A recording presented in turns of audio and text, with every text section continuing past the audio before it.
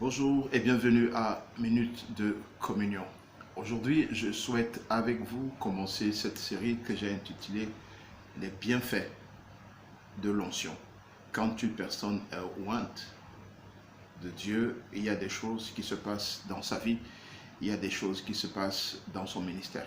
Alors, nous voulons commencer cette série aujourd'hui, les bienfaits de l'onction, et notre texte se trouve dans le psaume 89, à partir du verset 21. La Bible dit: « J'ai trouvé David, mon serviteur, et je l'ai oint de mon huile sainte. » J'ai trouvé David, mon serviteur, et je l'ai oint de mon huile sainte. Alors ça, c'est Dieu qui parle, disant qu'il a trouvé David, son serviteur, et il a oint David de son huile sainte.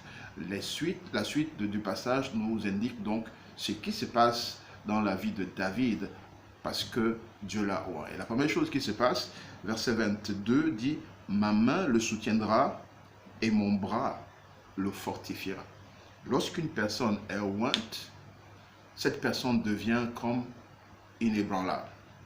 Des choses vont arriver dans la vie de la personne, mais la personne restera debout. Non pas à cause de sa force, mais parce que la main de l'Éternel soutient cette personne.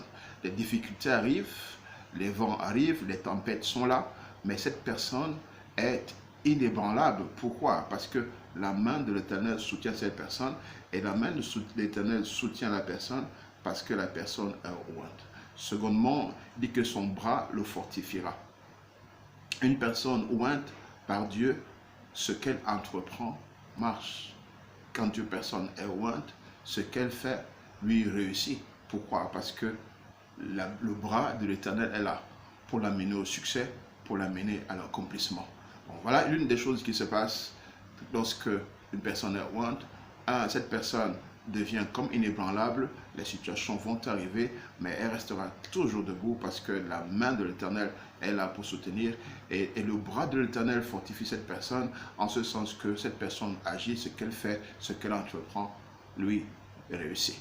Je vous invite à continuer à lire la suite du verset, la suite du passage, pour essayer de vous familiariser à ce texte, et ainsi ça facilitera la compréhension lors de nos prochains échanges. En attendant, je vous souhaite de vous abonner.